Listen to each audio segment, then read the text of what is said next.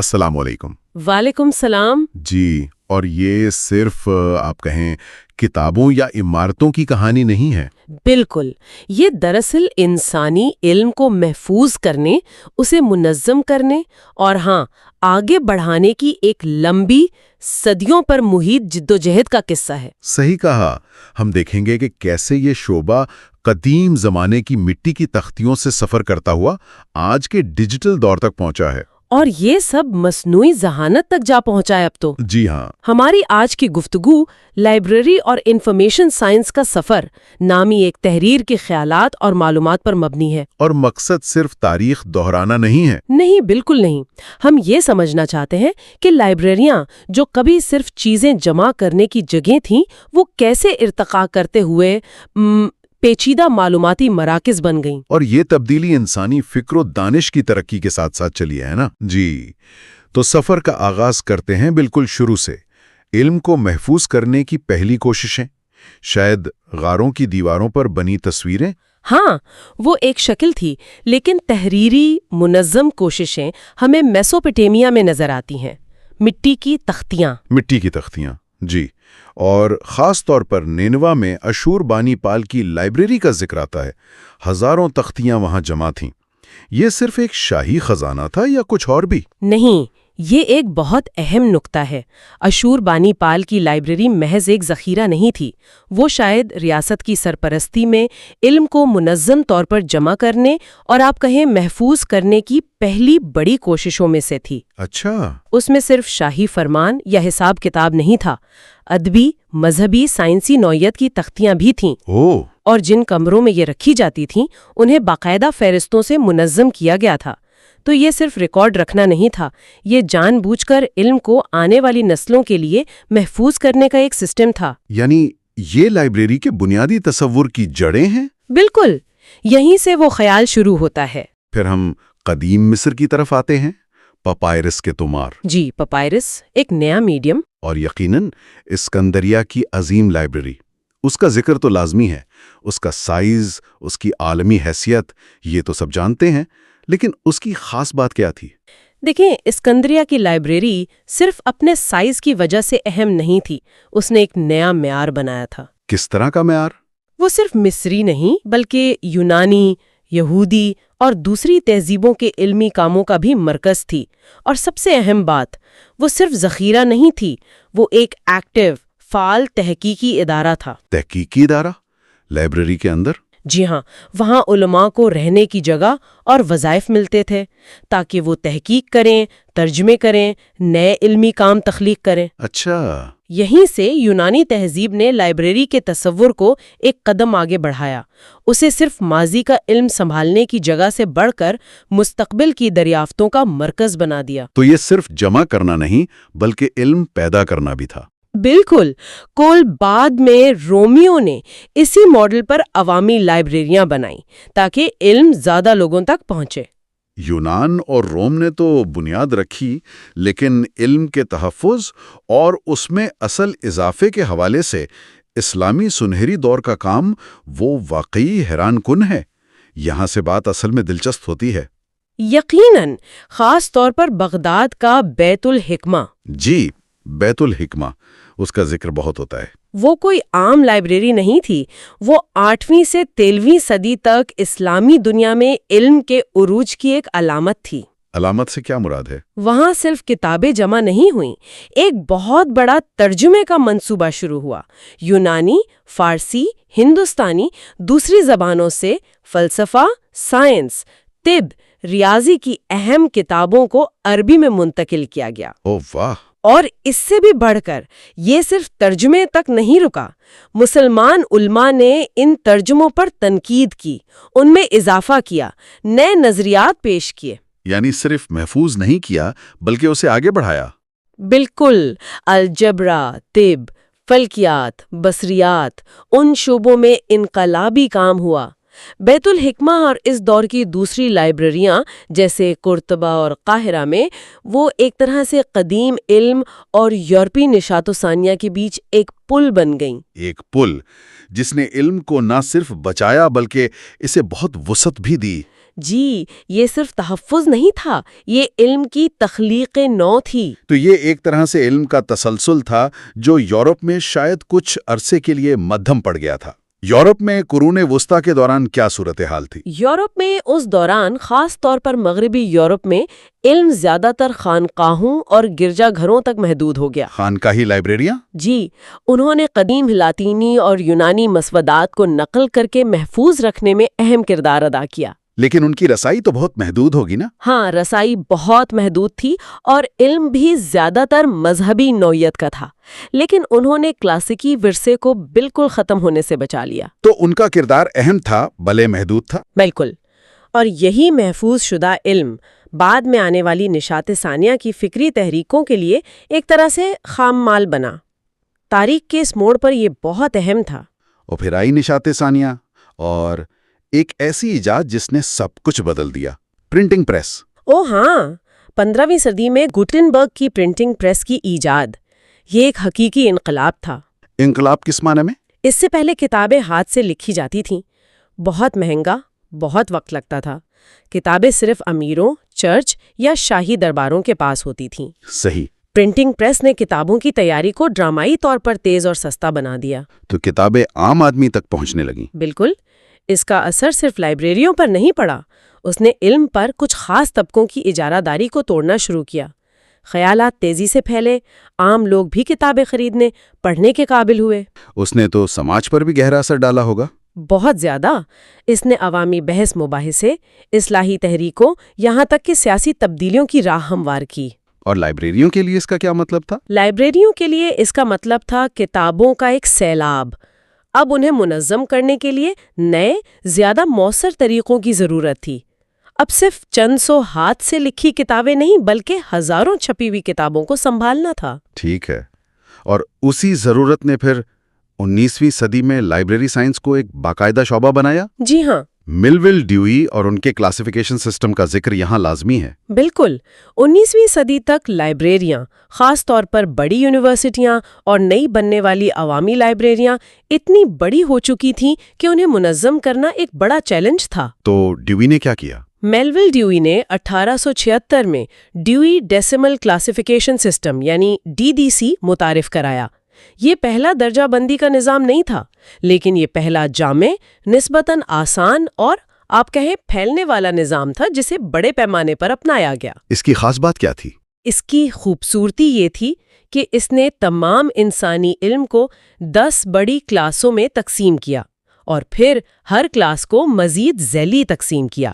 اس سے لائبریری میں کتابوں کو موضوع کے لحاظ سے ترتیب دینا ممکن ہوا، جس سے کتابیں ڈھونڈنا آسان ہو گیا۔ بہت آسان۔ قارئین کے لیے اپنی مطلوبہ کتاب یا موضوع تلاش کرنا آسان ہو گیا۔ یہ صرف ایک تکنیکی چیز نہیں تھی، یہ لائبریرین شپ کو ایک منظم پیشے بنانے کی طرف ایک بڑا قدم تھا۔ اور اسی دور نے عوامی لائبریریوں کی تحریک بھی چلی۔ جی بالکل، جس کے پیچھے یہ فلسفہ تھا کہ علم اور معلومات تک رسائی تمام شہریوں کا حق ہے۔ تو یہ پیشہ ورانہ مہارت کا آغاز تھا۔ 20ویں صدی میں یہ شعبہ مزید کیسے پختہ ہوا؟ مطلب کمپیوٹرز کی آمد سے پہلے کیا پیش رفت ہوئی؟ 20ویں صدی کے پہلے نصف میں لائبریری سائنس کے اصول مزید پکے ہوئے۔ کیٹلاگنگ کے تفصیلی قواعد بنے، جیسے اینگلو امریکن کیٹلاگنگ رولز۔ یہ کیوں ضروری تھے؟ تاکہ مختلف لائبریریوں میں کتابوں کی تفصیلات ایک معیاری انداز میں درج ہوں، ایک جیسا طریقہ ہو۔ کلاسیفیکیشن کے دوسرے نظام بھی بنے، جیسے library of Congress classification LCC۔ اور پیشہ ور تنظیمیں بھی بنی۔ جی، امریکن لائبریری ایسوسی ایشن ALA جیسی تنظیموں نے معیارات قائم کرنے، تعلیم و تربیت کو فروغ دینے اور لائبریرین کے حقوق کے لیے کام کرنے میں اہم کردار ادا کیا۔ لائبریرین شپ اب ایک باقاعدہ ڈگری پروگرام بن گیا۔ مقصد کیا تھا اس سب کا؟ مقصد یہ تھا کہ لائبریریوں کو زیادہ مؤثر بنایا جائے، استعمال کرنے والوں کے لیے آسان اور علمی تحقیق کے لیے بہتر ذریعہ بنایا جائے۔ اور پھر 1960 کی دہائی سے ٹیکنالوجی آ گئی۔ کمپیوٹرز لائبریری میں کیسے داخل ہوئے؟ یہ ایک اور اہم موڑ تھا۔ 1960 اور 70 کی دہائیوں میں کمپیوٹر ٹیکنالوجی کا استعمال شروع ہوا، سب سے پہلے ان کاموں میں جو بہت زیادہ دہرائے جاتے تھے اور وقت لیتے تھے، جیسے کیٹلاگنگ اور کتابوں کا اجرا اور واپسی کا ریکارڈ رکھنا، یعنی سرکولیشن۔ اچھا، مارک جیسے فارمیٹس بنے، یعنی مشین ریڈیبل کیٹالوگنگ، تاکہ لائبریریاں کیٹالوگ ڈیٹا کو الیکٹرانک طور پر شیئر کر سکیں۔ اس آٹومیشن سے کیا فرق پڑا؟ اس نے لائبریرینز کو روزمرہ کے دفتری کاموں سے کافی حد تک فارغ کر دیا تاکہ وہ قارئین کی مدد اور معلوماتی خدمات پر زیادہ توجہ دے سکیں۔ اگر ہم اسے بڑی تصویر سے جوڑیں تو آٹومیشن سے آگے کیا تبدیلی آئی؟ کیا یہ صرف کام آسان کرنے کی بات تھی؟ نہیں، آٹومیشن تو شروعات تھی۔ اصل تبدیلی تب آئی جب لائبریری سائنس کے ساتھ انفارمیشن سائنس کا تصور جڑا۔ Information science? اس سے کیا مراد ہے؟ یہ صرف کاموں کو کمپیوٹرائز کرنے کی بات نہیں تھی، یہ سمجھنے کی کوشش تھی کہ معلومات کیسے پیدا ہوتی ہے، کیسے منظم ہوتی ہے، کیسے تلاش کی جاتی ہے اور کیسے استعمال ہوتی ہے، چاہے وہ کسی بھی شکل میں ہو۔ یعنی کتابوں سے آگے کی بات۔ بالکل، کمپیوٹرز نے نہ صرف کتابوں کے ریکارڈ سنبھالنا ممکن بنایا، بلکہ نئی قسم کے معلوماتی وسائل بھی پیدا کیے: online database, C D ROM اور پھر انٹرنیٹ اور ورلڈ وائڈ ویب۔ تو لائبریری کی توجہ بدل گئی؟ جی، لائبریری کی توجہ صرف کتاب یا فزیکل چیز سے ہٹ کر معلومات پر مرکوز ہو گئی، چاہے وہ پرنٹڈ ہو، ڈیجیٹل ہو یا کسی اور فارمیٹ میں۔ یہ شعبہ اب صرف لائبریری کی عمارت تک محدود نہیں رہا، بلکہ معلومات کے پورے ایکو سسٹم کا احاطہ کرنے لگا۔ اچھا، تو آئیے اس پر تفصیل سے بات کرتے ہیں۔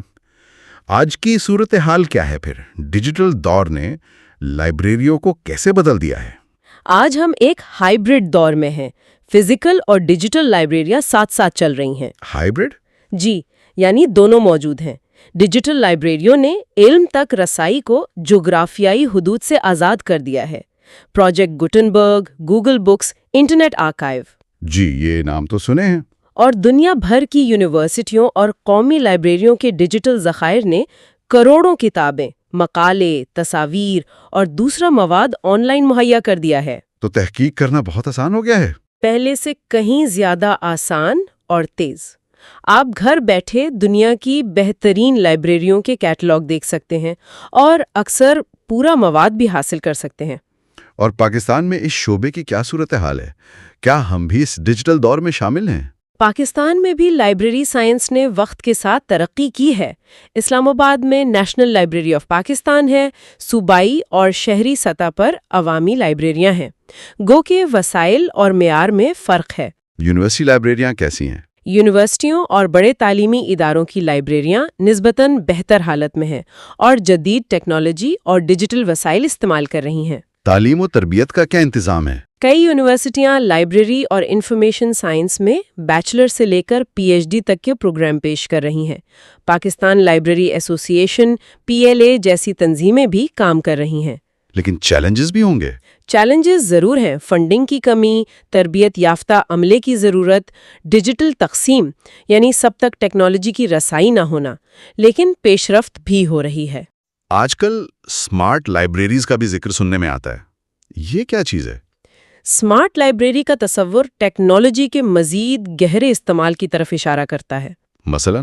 مثلاً self service kiosks, RFID tag سے کتب کا خودکار ٹریکنگ، روبوٹس جو کتابیں شیلف تک پہنچا سکیں، ورچوئل ریالٹی سے سیکھنے کے تجربات۔ روبوٹس لائبریری میں؟ جی ہاں، کچھ جگہوں پر یہ تجربات ہو رہے ہیں، اور ڈیٹا انالیٹکس کا استعمال تاکہ صارفین کی ضروریات کو بہتر سمجھا جا سکے۔ تو لائبریری اور انفارمیشن سائنس کا دائرہ کار اب بہت وسیع ہو گیا ہے۔ بہت زیادہ۔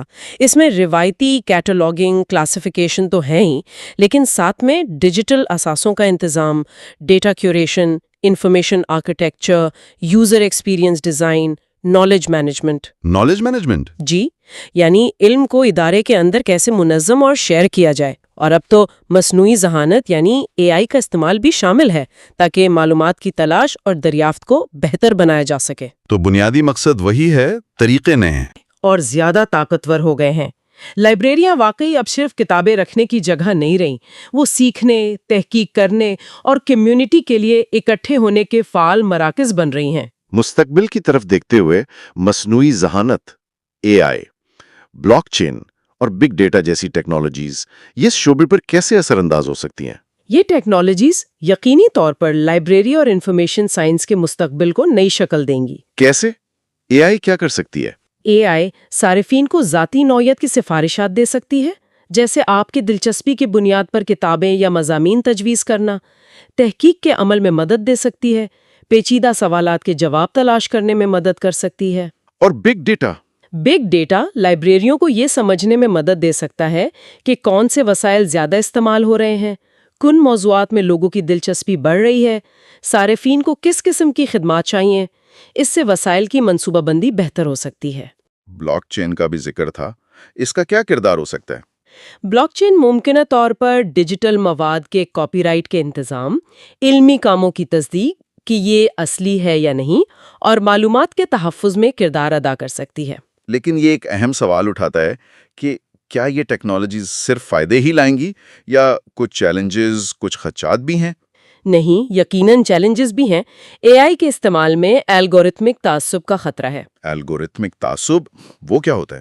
یعنی اے آئی سسٹم غیر ارادی طور پر کچھ خاص قسم کی معلومات کو زیادہ اہمیت دے سکتا ہے یا کچھ گروہوں کے خلاف متعصب ہو سکتا ہے، کیونکہ وہ اسی ڈیٹا پر سیکھتا ہے جو اسے دیا جاتا ہے۔ ڈیٹا پرائیویسی اور نگرانی کے خدشات بھی ہیں۔ بگ ڈیٹا کے تجزیے کے لیے نئی مہارتوں کی ضرورت ہوگی۔ اور سب سے بڑا چیلنج کیا ہو سکتا ہے؟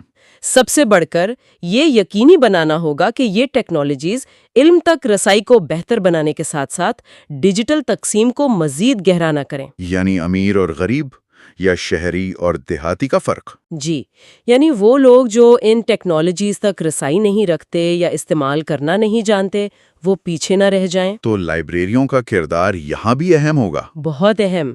نہ صرف ٹیکنالوجی فراہم کرنا بلکہ لوگوں کو اسے استعمال کرنے کی تربیت دینا اور تنقیدی طور پر سمجھنا سکھانا کہ یہ کیسے کام کرتی ہے۔ تو اس سب کا کیا مطلب ہے؟ ہم نے مٹی کی تختیوں سے لے کر اے آئی تک کا ایک ناقابل یقین سفر دیکھا ہے۔ لائبریری اور انفارمیشن سائنس کا یہ ارتقاء ہمیں کیا بتاتا ہے؟ یہ ہمیں بتاتا ہے کہ علم کو محفوظ رکھنے، اسے منظم کرنے اور اس تک رسائی کو ممکن بنانے کی انسانی خواہش کتنی پرانی اور کتنی مستقل ہے۔ لائبریری اور انفارمیشن سائنس کا شعبہ اسی بنیادی انسانی جستجو کا عملی اظہار ہے۔ طریقے بدلتے رہے، مقصد وہی رہا۔ بالکل، مٹی کی تختیوں سے پاپائرس، پھر کاغذ، printing press, micro film, computer اور اب کلاؤڈ اور اے آئی۔ طریقے بدل گئے لیکن بنیادی مقصد وہی ہے۔ یہ شعبہ انسانی تہذیب کے فکری ارتقاء کا آئینہ ہے۔ اور یہ ہمیں یاد دلاتا ہے کہ علم کتنا اہم ہے۔ جی، اور اس تک رسائی کی لازوال ضرورت کی یاد دہانی کراتا ہے، خاص طور پر اس تیزی سے بدلتی ہوئی دنیا میں۔ اور آخر میں ایک نقطہ سامعین کے غور و فکر کے لیے چھوڑتے ہیں جو ہماری گفتگو سے ہی نکلا ہے۔ جی، جس طرح پرنٹنگ پریس نے علم تک رسائی کو بڑے پیمانے پر جمہوری بنایا، کیا مستقبل میں مصنوعی ذہانت اے آئی سے چلنے والے معلوماتی نظام جو ہمارے لیے معلومات فلٹر کریں گے اور تجویز کریں گے، غیر ارادی طور پر نئی قسم کی علمی تقسیم یا فلٹر ببلز پیدا کر سکتے ہیں؟ یہ ایک بہت اہم سوال ہے۔ جہاں الگورتھم یہ طے کرنے لگیں کہ کون سی معلومات اہم ہیں اور کون سی نہیں، اس سے تنقیدی سوچ اور مختلف نقطہ نظر کو سمجھنے کی صلاحیت کیسے متاثر ہو سکتی ہے؟ اس پر ضرور سوچیے گا۔